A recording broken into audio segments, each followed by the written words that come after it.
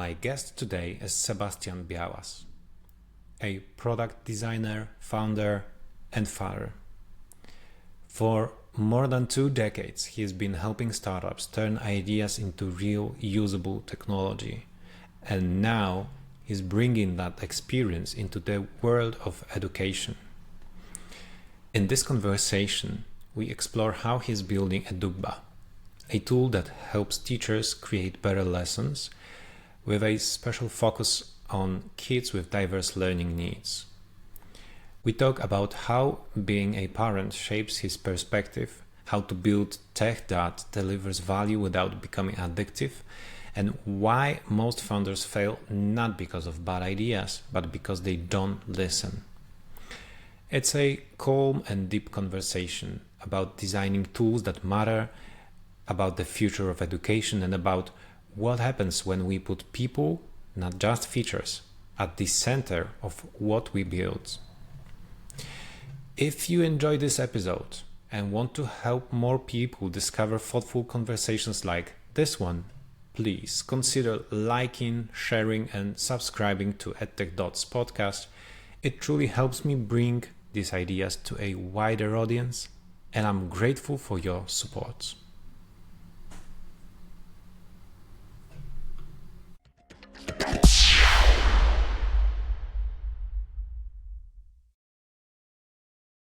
Hi, Sebastian. It's nice to have you here. Hi, Chris. Thank you for having me here. It's a pleasure.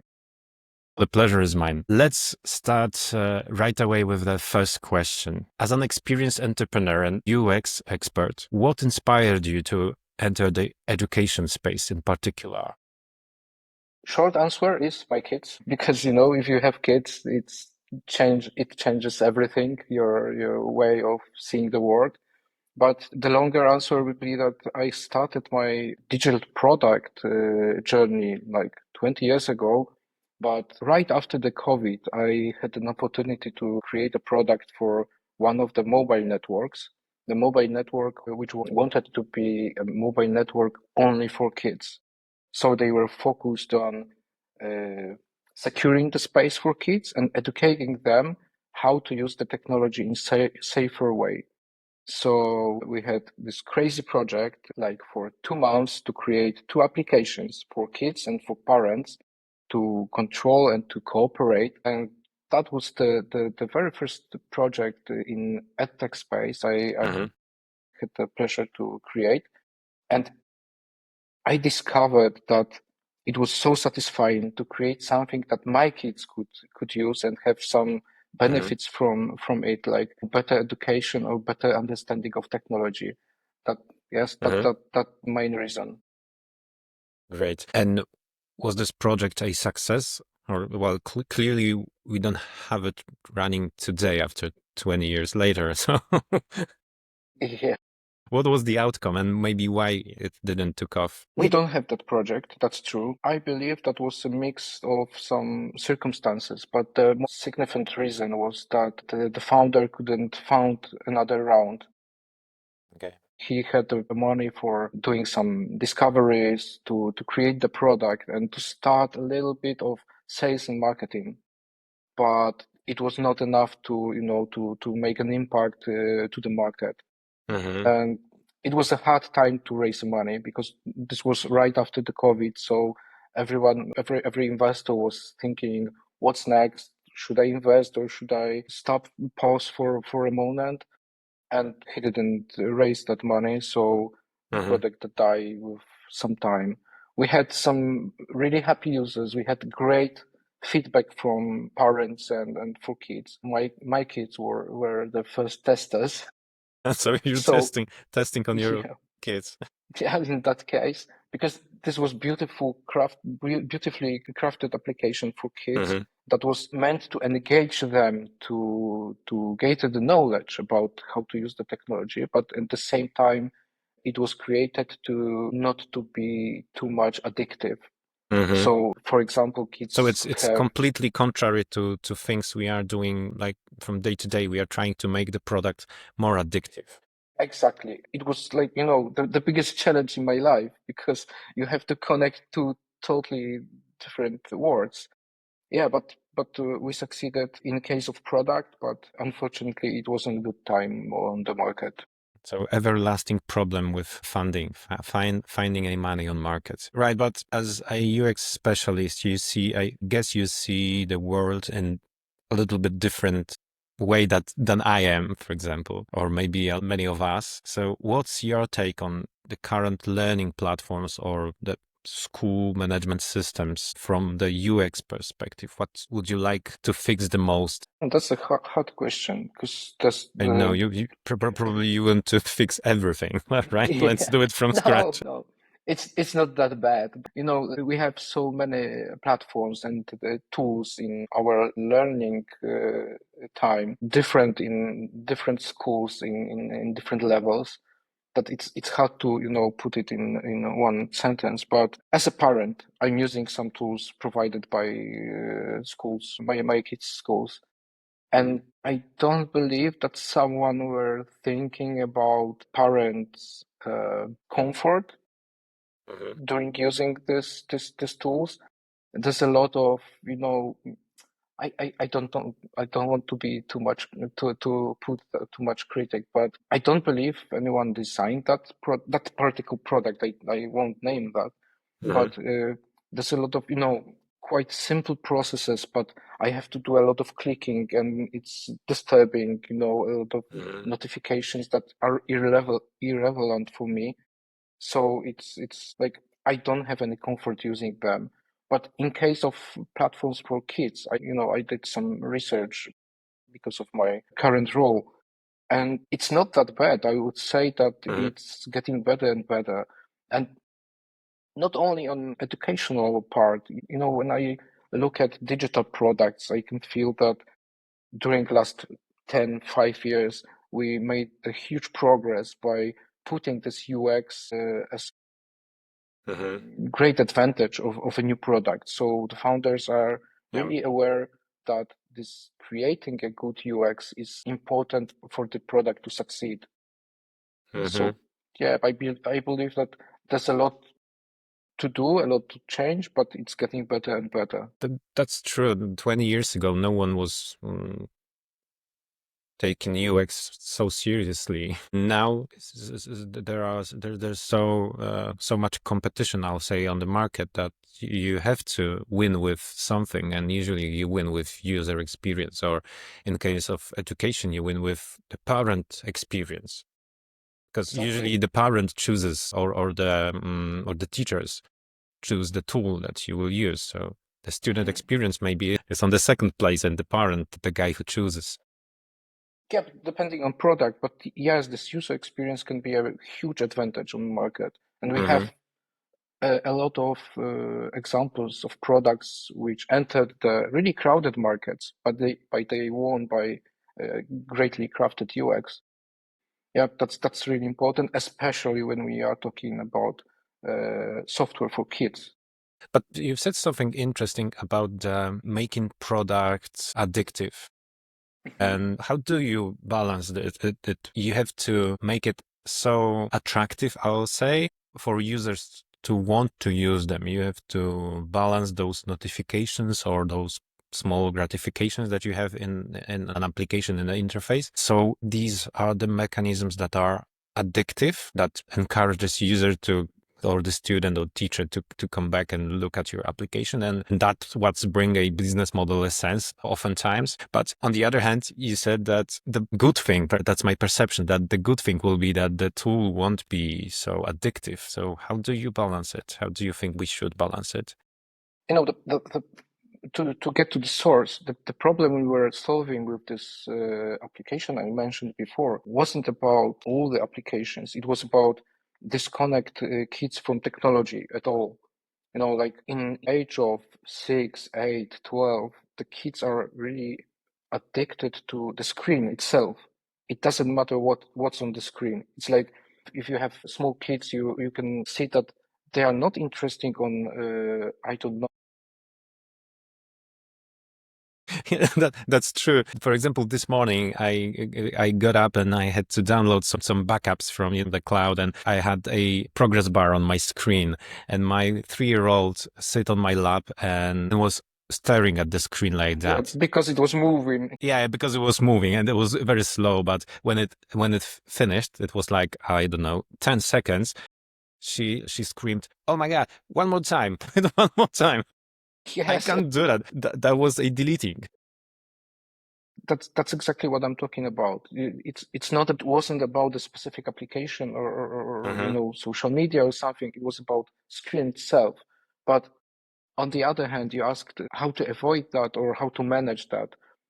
I had this I don't know, privilege to not design any of social media apps. Goal was never to addict the user from the application. Uh-huh. I'm proud of that. I haven't had to do that. But on the other hand, the research says that if you have application and it doesn't have a value for user, or she will delete it after a Yeah. while, after a day or two or month, because the user needs the space for another app, or why should I keep this app if I won't use it? So it's not about addicting, it's about giving the value. If you're creating a product, make sure that it has so much value that user will be going back to it and to create a new thing, to check the news or to do something else. And you can do that in many ways. Of course, the notifications are best way to get the user's attention, but Uh-huh. it's good when still they are connected with some value, not sending all notifications about everything, because then you are creating this blindness Stimulation.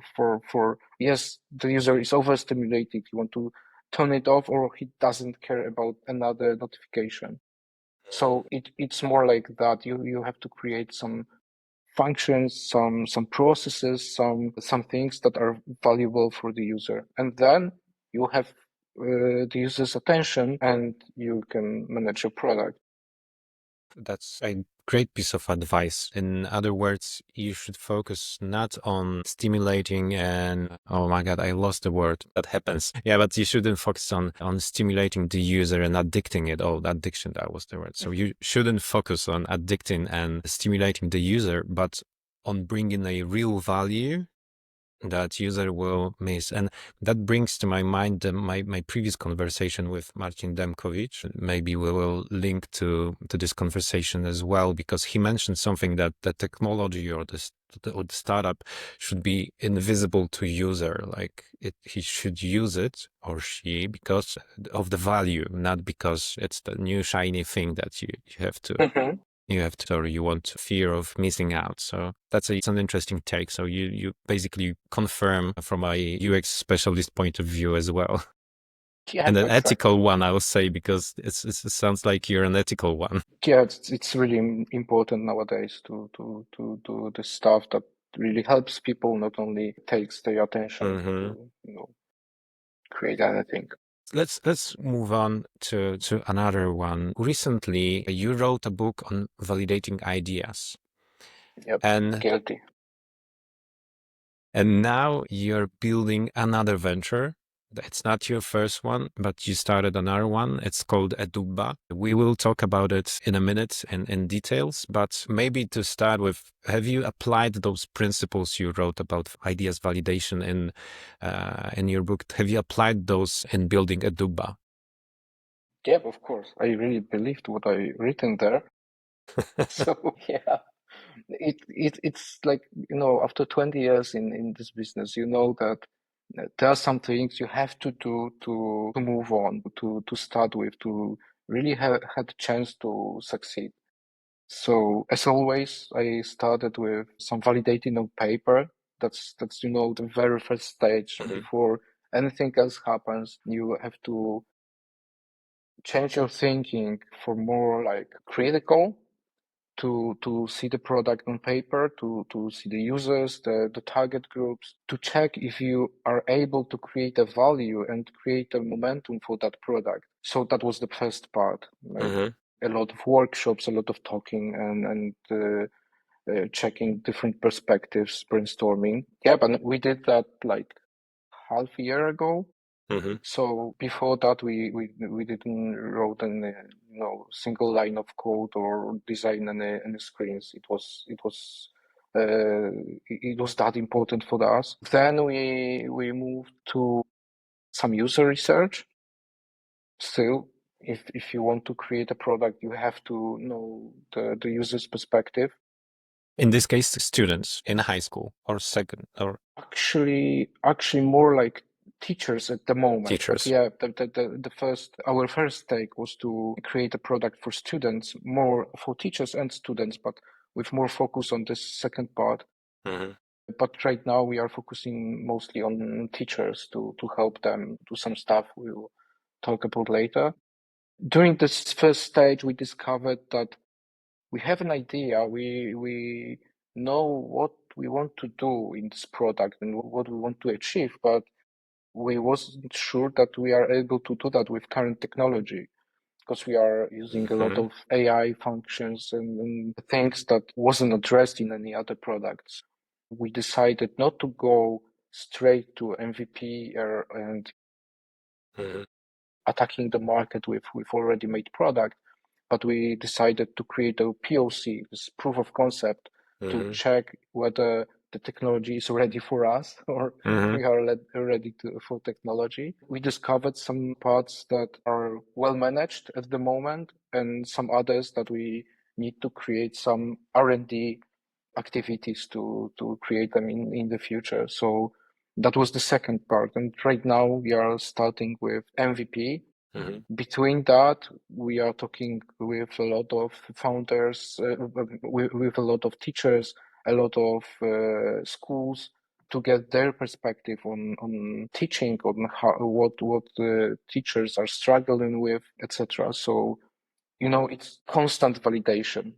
Mm-hmm. If you want to, I believe that if you want to create a good product, you have to switch from this I know everything mode, Mm-hmm. like a lot of founders, Mm-hmm. unfortunately, to I know nothing and I want to learn as much as I can doing small experiments, during interviews, doing events, even, everything. You have to gather as much knowledge as you can. You have to test your hypothesis and Mm-hmm. you need to be ready on every situation, in every, part of this timeline to drop your idea and to move forward, move with something totally new, to pivot or drop it totally if the market says so. So Mm-hmm. this is something I have to learn during my career, and it's not as easy as it And it sounds. sounds, yeah. Yeah, because especially when you're a founder and this is your idea, then you try to keep it as Mm-hmm. long as you can, but it's not optimal. And I've seen a lot of startups that were spending a lot of money and they putting more money and more money to create something they believed in, but they Mm-hmm. haven't tested it with the market. And Can then you it was, can you think totally of, disaster. or maybe can you share most vivid example that comes to your mind from your past? It doesn't have to be in EdTech at all, but in general, of I the don't want to idea that use, should be dropped. Not okay, using names, but I don't want to use names, yeah.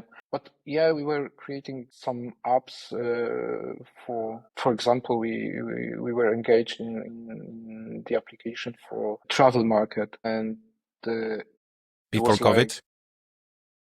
it was during and All right right. after. We were meant to start before. Happily, it started before we make a first line of code, and we could pivot right away before starting because a lot of has changed during that pandemic time. But we had this problem that it was a project funded by some external, I don't know, funding, like from Mm-hmm. European Union or something like that.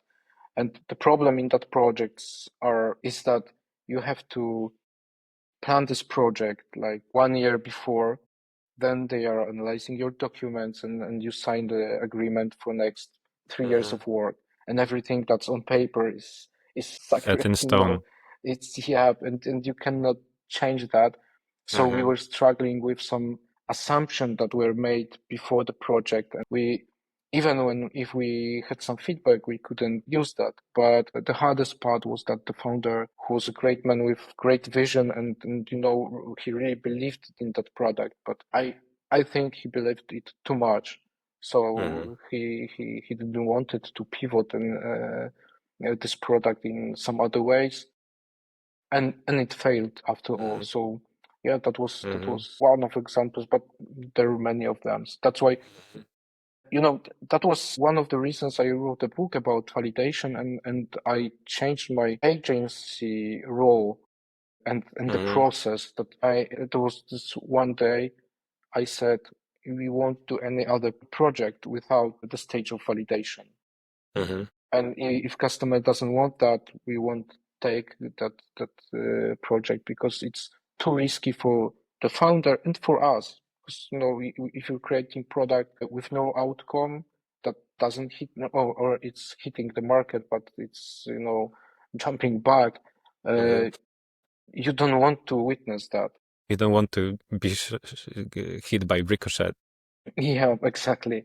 So that was some pivotal point for me also. And what would you say to founders that may be caught in this problem? And of course, we don't see it. You can't see it yourself. So how would you say you can validate if you have this sickness? And what are the, solutions? Maybe some easy ones. Actually, there are dozens of methods of validation. The simplest, the pen and paper, when you create some, I don't know, link canvas or business model canvases, etc. If the paper says no way, it won't work, but you have to put the correct numbers, and you have to be Mm-hmm. honest with yourself and with your business. That's the first, like red card, no go for me, because on paper you can change everything, and you can do that even if you have already product.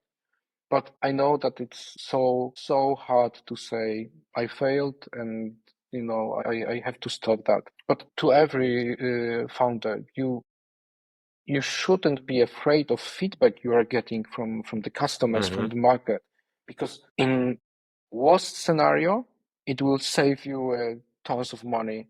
Mm-hmm. In best scenario, you will have a chance to improve your product and to change it a little bit to make your users happy, to make your users going back, and to make your users pay even more for that product. So Mm-hmm. there's no one answer to your question, but to experiment, to talk to users, to really mean that feedback. That's the way you should do that. The thing I saw in my experience as well is that building a product can usually be a fight between the perfect and POC. And usually when you have an idea, you want to build it perfect or nothing. And from what you're saying and from what I've seen, releasing something on paper or like doing the methods you've mentioned, like business model canvas or workshops with users and working on just an idea, not the ready product, can really save you money and time, and maybe not time, more like money, because from what you've said, the process is taking long, because first you have to design it on paper, put it on paper, then you have to do workshops, you have to do, I don't know, lean model canvas, business model canvas, and so on. Then you build POC, you validate it with users, you observe, you take feedback, and then you regroup and create MVP. So that's a process that can take for like, how many, 1 year or 2 years maybe? It depends on product, but I wouldn't put it that way, that I don't want that someone will understand that it's waste of time, or you're not moving forward during that time. Because Mm-hmm. when you do all of activities you mentioned, like user testing, showing them POC, or even something on paper, you are creating something more valuable than the product itself. You are creating a community. You are meeting with your future customers. And in most cases, some of these people you met will become your ambassadors, the users, or maybe even they can create something significant for you. Like during one of that projects, I met the future investor because I was testing some other idea, and we've created a bunch of mock-ups on a tablet, and we were meeting our customers, and one guy said, "Wow, this is really interesting, but I could use that in my company, and actually let's talk about something more." And we started to talk about investment. So you never knows where that will take you, but it's a time you are focused, like you have 100% focus on the users, the problem, and the customers, and after that, it all goes to your product. So it's a great time to be spent.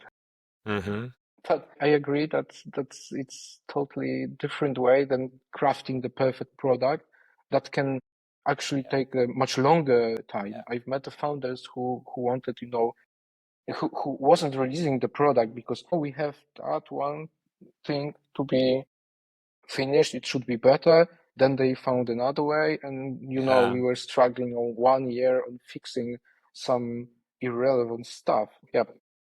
So publish your imperfect ideas. Go for it, of course. And Hit the trust in the market as process. fast as you can.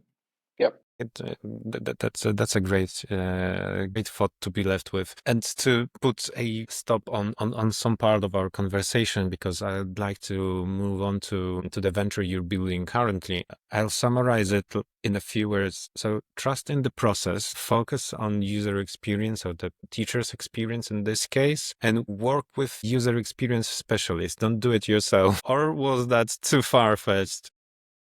It was a little too far. Of course, it's always easier to work with specialists who done that before. But if you have a choice not doing it, or because you don't have time, money for an agency, or doing it by yourself, go for it. Even imperfect experiment can be better than no experiment, and small feedback is better than no feedback. So yeah, go for it and test the problems, test the solutions with users. And maybe one more thing. What's your take on experimenting with low-code tools or generating your products, at least at the proof of concept stage, maybe with artificial intelligence? Like maybe these days you can put your idea into ChatGPT and ask it to generate whole working product for you, like up to some extent. But what's your take on it? Should we use such tools or stay more traditional? I'm a big fan of using tools like no code, low code, and everything that works at this first stage. If you want to do a lot of experiments, you want two things. You want to save your time because you want to experiment fast and you want to have decisions made fast, and you don't want to spend a lot of money on that.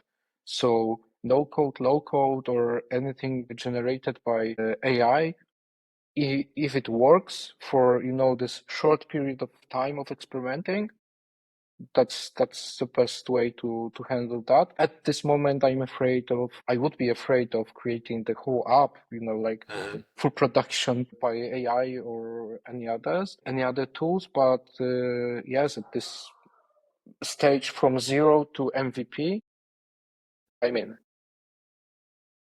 Great. Let's move on to your product. What exactly is Edubba, and how would you describe it to someone outside the industry?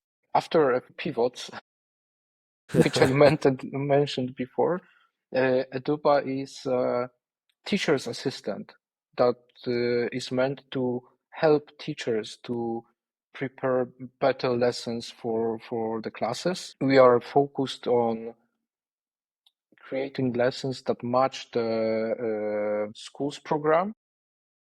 And the second part, most significant part, is that we are focused on helping teachers to serve kids with special needs and any kind of dysfunctions. That's one of the takes we had from interviewing teachers. Yep, that's in short Shortest way how to describe Edubba, it's teacher's assistant with all that stuff.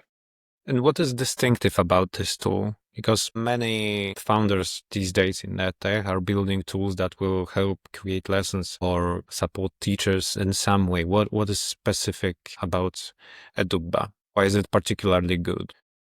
It will be better even because we are on POC. We are, we took some insights from schools and from teachers, and the first thing is that we take the data security and kids security for real. So we are managing which data can be processed by AI and which are not.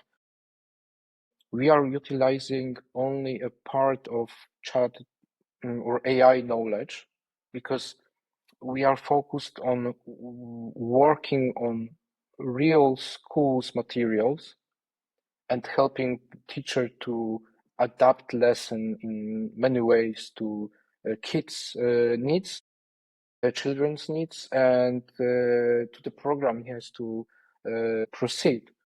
So we started with some really well structured methods when we have where we have a lot of materials to proceed, and then we will go to some more general schooling. Yep, that's the first one, and the second one that we are working with psychologists to know how to deal with kids with special needs, how to help them through some teaching methods, because we have like two problems we want to address.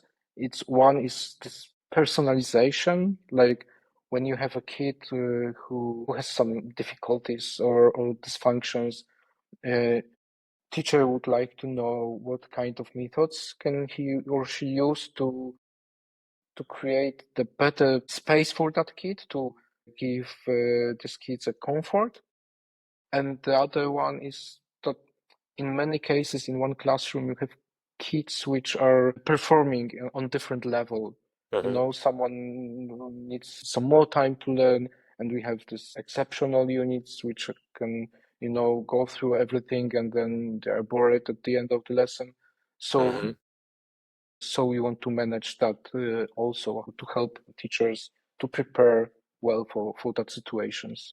Do you think that an EdTech tool needs some winning features, or maybe it's more about user experience? Maybe this is the thing that will make your tool be chosen instead of another on the market. I think a little bit of both, because like for me, as I run my UX agency for more than 10 years, so it's a part of my job to create the user experience. I can't imagine that I'm creating a product without taking care of that part. Still, the user's comfort and the the experience is the most important part for me. But if you want to compete on any market, you have to give a value, as we were talking about before. So we are focusing on creating as much value as we can to solve real problems that we could analyze from this users' feedback, mostly from teachers themselves, but also from school directors, for example. So I believe that's the biggest advantage, that we can connect those two things: great user experience with addressing the real problems. And how do you define success here? How will you know that Edubba is succeeded? That's a hard question, actually. We haven't set any KPIs at the moment, but for sure, if we are going to hit the market after the MVP is ready, I would count it by the number of schools that can sign an agreement with us. We already have some schools that want to start pilot programs, so we will get the true feedback from actual users, not the future users in there. And then the number of schools, that's for sure, especially in the first 6 to 12 months, because going from 0 to 1 from this first to this first customer is the hardest part. And then I would say that we will be making a lot of research on users who will be using this tool. And for me, that will be the most important thing when they say, I'm happy because your product saved me time, helped me to engage students better, or something like that. Mhm. It's hard to measure, but this impact that we can make by this tool, it's really important for us. Yeah, and speaking about the impact on the educational system and schools and maybe the learning itself, what do you hope for? You have your perception of a schooling system, you're building tool that will somehow change it. So what will be your desired outcome, desired impact on the market, on the education? During our interviews, we discovered that teachers, especially fresh teachers, like after their school, they are spending a lot of time on lesson preparation. And we really believe that teachers could save that time using our tool and Mhm. spend that time more focusing on kids themselves, so they can help the kids in some other ways than wasting their time on something that can be automated. So that's the first thing. The second thing, I haven't mentioned that, but I have a kid with some special needs. So I see how teachers are struggling with education for that kids. They have some knowledge about how to deal with them, but it's not enough at the moment. So they are doing something, but they don't know the newest methods for that, or they if the teacher in school has, I don't know, 5 or 10 different classes to learn to teach, then it's hard to memorize all the kids and all their problems to prepare themselves before the lesson to how to deal with this particular kid, and what to prepare for this specific lesson for that specific kid. So we are going to address that, and that's something I really want to see in action, actually, Mhm. and that's the impact I want to create. And creating technology for schools, like you have to reimagine how the future schooling will look like. And what do you think is the role of technology in the traditional schooling system? Should it be like a support for in-person learning, or maybe the school is should be mostly digital or hybrid? At the moment, right now, I believe that technology should have this supporting role to Mhm. help teachers, to help schools manage different things. So that's I believe that's we are on at this point when we are few steps before some revolution. But I believe that state will be changing through more hybrid way of dealing, when actually we saw that during the COVID when it all started. And we know that in some countries there are schools that are teaching by connecting technology with teachers. So it's happening, but on small scale right now. But we want that or not, I believe that we will get to the point when this schooling system will be more automated and more like, More digital than in person. yes, but even in some autonomous way, you Mhm. know. I believe that that's how it goes, and we cannot stop that. We can prepare for that, and we can prepare Mhm. the best tools and our mindsets to make as much as we can from that. Because we are living in fast-paced world, and maybe in the future kids will have these opportunities to spend less time on learning, but with better results.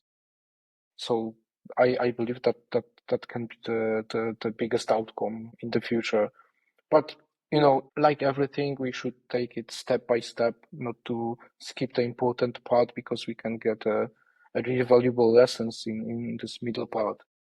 Interesting. So you can foresee some kind of an revolution in education, but on the other hand, you advocate for focusing on the way, on the path. Yes, because it would be really easy to create the product that could, maybe not too easy, but it's doable to create a self-teaching product, for example, some autonomous lessons, it's something like that. But a few weeks ago, I had this interesting talk with a guy who's working for some big school, and he said that he was asking a question, how to digitalize that school if nobody wants that inside. So no, we can create as much technology as we can, but there's no space in educational sector for that kind of innovation at the moment, I believe. So, it will take some time to create this change, but we will do it as a society. Maybe not me in person, but it will happen. The future generations. But if you would say, from what you've said, it seems like the biggest challenge for this revolution to happen, to materialize, is to change rejection. I would say that we don't want to change. We, the people, right? Is it the only the only problem to be solved, or maybe there are other challenges that are restricting us from doing it faster? Because if it has to take generations, as we just concluded, maybe there is a faster way. Maybe not generations, maybe not that far, but it will take years. That's for sure. And we have to struggle with different things. In any kind of revolution, dealing with people is the hardest part. It was like in the past when we were moving from I don't know, horses to machines, and we are dealing with now in industry when we want to create this digital revolution, and it's the same in the educational market when we have to convince people that what we are doing is not about them to lose their job, but to work differently with maybe different outcome, with more focus on something else. That's something we want to create. But we are struggling with even different things in educational sector. As much as I know, it's always underfunded. So to create a really breakthrough technology, you need to get funds, and this educational sector is really challenging in that. That's why we decided to bootstrap ourselves at the first stages. But the more, maybe not more important, but harder part is that educational market is really stricted by the law, and this law is different in each country actually. Yeah. It's not like that you create a tool and you will say, okay, from next month you will be taught by some sophisticated technology. It won't work. You have to deal with, ministry level. You have to deal with some law acts, and it's a process. It's not like something you can create in days, months, or in some countries, maybe not even in years. And I believe that's a big challenge for all ed companies, like edtech companies, edtech startups, that you have to deal with different laws in different countries. So your product cannot be made like any other tools, like one general product that fits all the markets. You will always find something challenging. We are testing different markets, and we know that that's something we have to address in the future. Right. And your perspective on the education market is an interesting one from my perspective. And sorry for putting a label on you, but you're kind of an outsider here now. Yep, I am. So from my perspective, it's interesting. What have you learned about the specific dynamics in the education market last year? As you mentioned, I'm an outsider and I'm just starting with this market. I feel that way. But I can see a lot of challenges. This market is not as, how to say that? Maybe from the other side. When I was starting with EdTech, I was looking for some events, for some places when I could get some more knowledge, some fresh perspective, etc. And that was really challenging. Like, it's a market that it's evolving in some single places in the world, and you have to know that place and to be there to get the best knowledge. It's not like, for example, if you want to educate yourself in AI, you can open your door few steps away and you're some AI event, for example, or on conference or something like that. In education, it's firstly, this market is really divided into this public sector and private sector that are two totally different worlds. The second one is that there's not much places when you can get the knowledge, you can create the contacts. That's really challenging for me at the moment and when I started. And the second one, that from the startup's perspective, even if we utilize AI in our startup, it's not as sexy for investors. So sorry for that wording, as the general tool for, I don't know, creating videos or something that's more, when you have this huge market and you can address B2C and you don't have to struggle with compliance, with some structures, etc. I believe that this market is, till now I worked in B2C companies and B2B, and always B2B was a little bit harder than B2C because you have, like you have to be more focused and the sales process is much longer.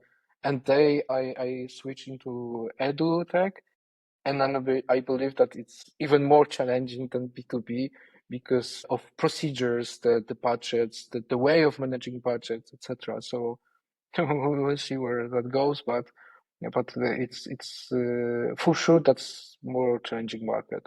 The most from every I've been before. Right. We'll slowly approaching the end. Allow me to ask last question, or maybe the almost last one. I'm interested in your perspective as a dad, because you run a company, you help other founders, and you're a dad yourself, and maybe how being a parent influence how we approach building an educational product. The first one I mentioned before, that when I started to work with products for kids in general that can affect kids in some way, I put more attention on that products, and I always think how that particular thing can affect my kids, and is it good or so that's the first one. But I believe that the real change came much more before, when my first kid were born, my daughter, and I have to switch totally my way of working because, as you mentioned, I do a lot of activities. I work in a startup, I run my agency, I consult different startups and help different people. And before that, I was working like 24/7 with no excuses because that's my passion. It's not that someone told me to do that. I love my job. But when kids arrived, I had to change that, and I have this magical switch. I don't know how it works, but it works from day one. That when I'm at home, and I try to be at home like 4 or 5 p.m.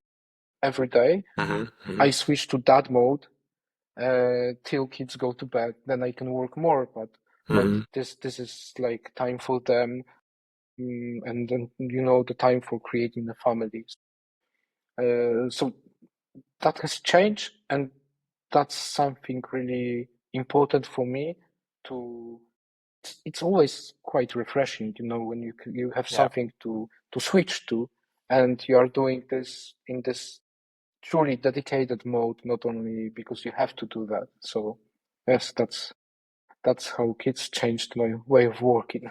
Yeah, surely an influencers. Yeah. Great. To finish off, let's do a rapid fire round. So I ask you a question and you try to answer with one word on maybe one sentence marks, right? Okay. Okay. The most overhyped buzzword in EdTech in 2025. I don't know that yet, but I would put my bet on AI.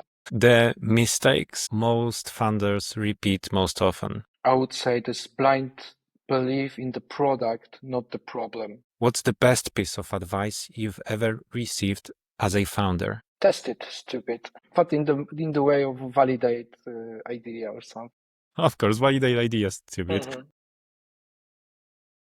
I think we can make an acronym from that. Your favorite app or tool you can't live without for work or for learning? So I will mention two products in here. One of my favorites from like year now, it's Fireflies, which transcribes all my meetings, online meetings, and creates some perfect notes. I'm addicted to that tool. And the second one is the Calm application. That's a meditation application.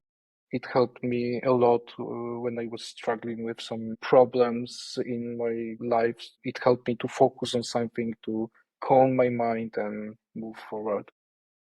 Oh, I guess we could do a whole another episode about dealing with stress, Yeah, right? exactly. Being a founder or a father. Right, but another one. One book every startup founder should read. 0 to 1 by Peter Thiel. Great That's one. something everyone should read before Great. thinking about startup. Great one. Read it as well and recommend it strongly. True. Well, Sebastian, clearly we have many other subjects we could talk about, but we have to put a full stop somewhere. So let's make it here. Thank you for your time. Thank you for your insights. And I hope you enjoyed it. I hope it will be of value for our viewers as well. Thank you, Thank you very Sebastian. much. Have a Yeah, great day. have a great day. Bye.